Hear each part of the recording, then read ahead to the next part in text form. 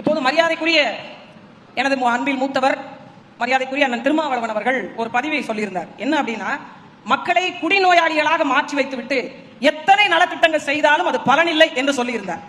அதே அண்ணன் திருமாவளவன் அவர்கள் மது ஒழிப்பு மாநாடு, மது ஒழிப்பு மகளிர் மாநாடு என்ற ஒரு மாநாடையும் நடத்துகிறார்.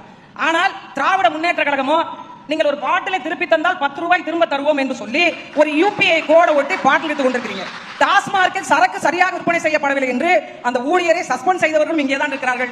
மது ஒழிப்பை போராடுகிறவர்களும் இங்கே தான் இருக்காங்க. இதுக்கு பேர் கொள்கை கூட்டணி ஒரு பக்கம். இன்னொரு கேள்வி அண்ணன் சொன்னாங்க, ட்ரிபிள் இ 3 ஈக்கினுடைய ஒரு பெரிய நடுநாயகமாக திராவிட மாடலுடைய தலைவர் இருக்கிறார் என்று சொன்னார். 8 நாள் தான் போனார். தெலுங்கானாவினுடைய முதலமைச்சர் 8 நாள் வெளிநாடுக்கு சென்றார் முதலீடுகளை ஈர்த்து வருவது. 31,500 கோடி ரூபாய் முதலீடுகளை ஈர்த்து கொண்டு வந்திருக்கிறார் அவருடைய மாநிலத்துக்கு.